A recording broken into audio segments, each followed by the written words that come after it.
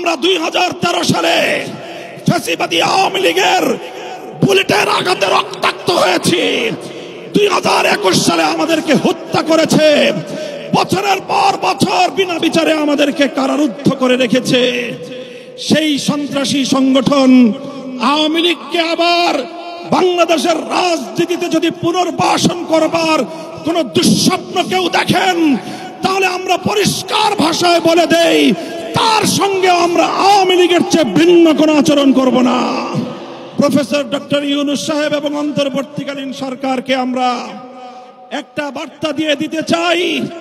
মনে রাখবেন, 71 সালে এদেশের মুক্তিযোদ্ধারা বলেছিল, আমরা পিন্ডির গোলামীর জিঞ্জির ছিন্ন করেছি, দিল্লির গোলামি করবার জন্য নয়।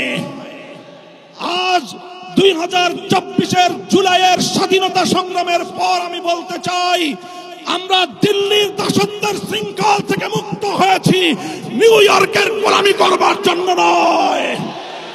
যদি এজন্য আমাদেরকে আরো জীবন দিতে হয়, যদি এজন্য আমাদেরকে আরো রক্ত দিতে হয়, আরো ত্যাগ আর কোরবানি স্বীকার করতে হয়, যদি আরো বড় করে নজরানা পেশ করতে হয়, শাহাদাতের রক্ত দেওয়ার জন্য জীবন বিপন্ন করে দেশ এবং ইসলামকে রক্ষা করার জন্য আল্লামা বাবু নগরীর হাতে শপথ গ্রহণ করতে কারা কারা প্রস্তুত আছো?